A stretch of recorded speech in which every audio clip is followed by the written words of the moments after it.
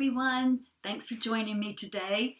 It's Kathy Genevieve. I'm a yoga teacher and therapist, and today we're going to spotlight Locust pose, or Salabhasana as it's called. Now, I don't know too many people who feel like Locust pose is their favorite pose, and to be honest, it's not a completely enjoyable pose. So I know I'm not selling this very well, but I will say that it is by far the most strengthening pose you can do for your back. And you can really come into it slowly, warm your body up, and you can get so much benefit. Besides strengthening your back muscles, which most people are weak in many areas of their back, it's also a good core strengthener. So let's jump into it and see if you can find some joy in Locust pose. So you're going to come onto your tummies. And we're going to just start really slowly and warm up in what's called walking Locust. And so you're going to come all the way down to the floor, and you're going to put your chin on the floor. And when I say chin, I don't mean the bottom part near the throat, the part of the chin that you see if you look into a mirror. So put that part of the chin right on the floor, and then you're going to bring your arms up and just let them roughly point in the same direction as the corners of your mat. So you're a little bit into a sort of a wide V, chin to the floor. Make sure your legs are nice and long, so you might want to lift one leg up at a time, wiggle around so you can really feel your hip points and your pubic bone on the floor. Just have a few breaths, and when you exhale, really feel the tummy muscles pulling inward and a little relaxation of that when you inhale. So just a few breaths like that.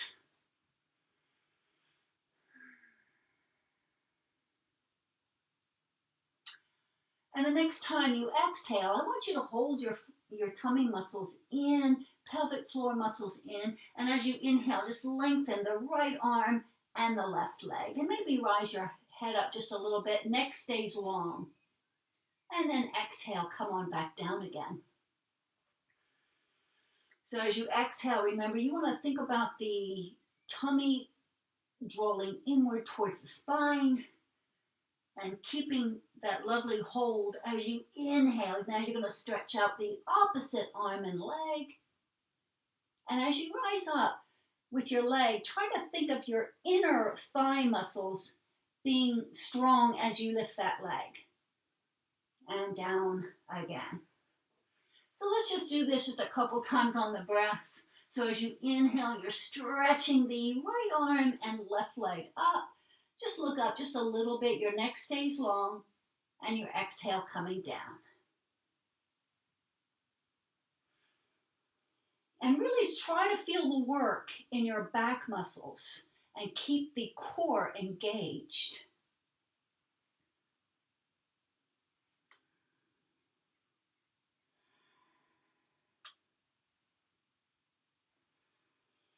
Remember, you're trying to reach long as you inhale and coming back as you exhale.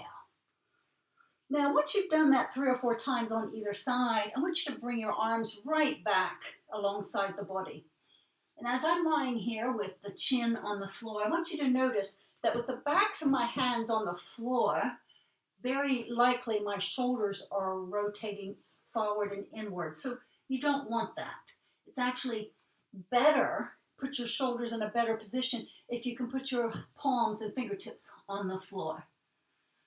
So this time, as you begin to do your Locust pose, again, you want to feel an engagement in your tummy muscles, because it's okay. You can get more of a back bend if your abdominal tone is not very strong, but you don't want that, because this is all about strengthening.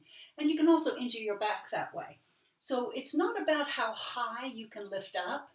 It's about how strong you can be in the core, and then how you can lengthen outward from either direction, the hips and legs going back and the rib cage and front of the top of the body going forward. You want to have that length and have that strength. So, to begin, just start to feel those arm bones, shoulder bones lift up off the floor. And once you have the tummy muscles nice and engaged, just begin to rise up. And you're really lengthening. So the legs almost certainly will rise off the floor a little bit.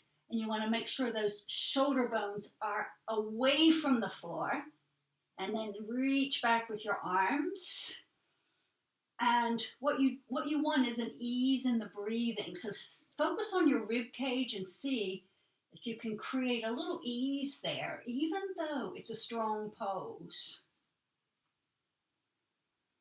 And maybe start out with just maybe 3 breaths and then come on back down again.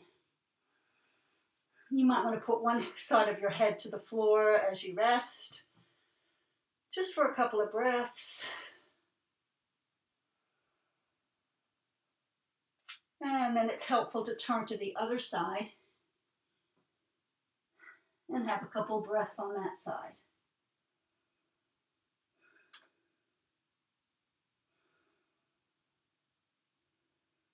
All right, and then let's go ahead and try that again. So putting your chin on the floor,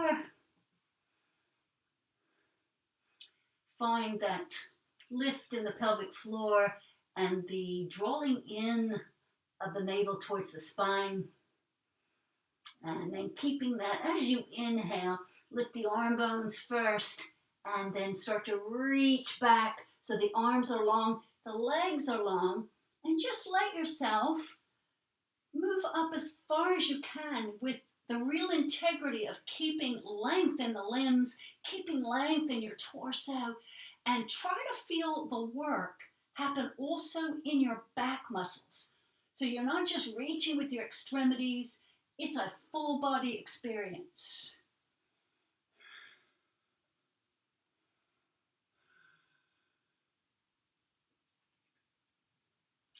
And probably this time after 4 or 5 breaths, you can release right back down again.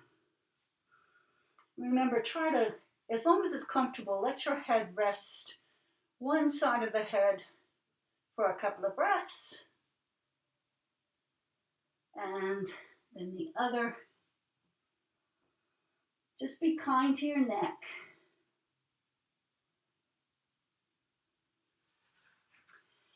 Now we're going to do this 3 times is kind of the magic number. We're going to do this one more time. And all I want you to think about is the strength in your core to feel the work in your back muscles, but also an ease in breathing. And that usually means a bit of more lengthening and letting go in the rib cage. And just see if you can start to really spread your awareness in all these different places. And let's try it again. So as you're ready, remember you want to have that little awareness of the core. And then as you begin, you have a lift up on those shoulder bones first, and then begin to rise up. And you can start really small. So you can really think about first lengthening from the inner body outward to the extremities. Think about creating some ease in your breathing. And then you might be able to really rise up a little bit more. And your own breathing might create some movement in the body.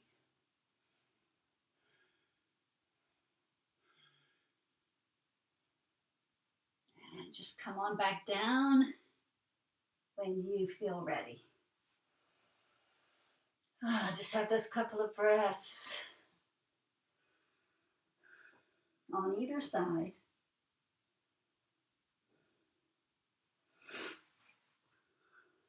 And then putting the palms down, use the strength of your arms and core, rise up, and let's have a little pose of a child.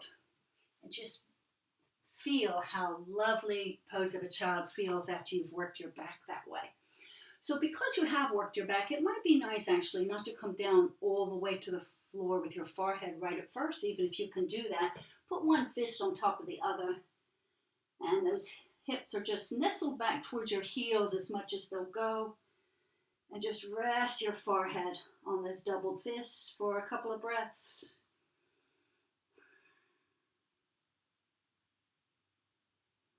And then you might be able to put your forehead on the doubled hands, which will bring you down just a tiny bit lower.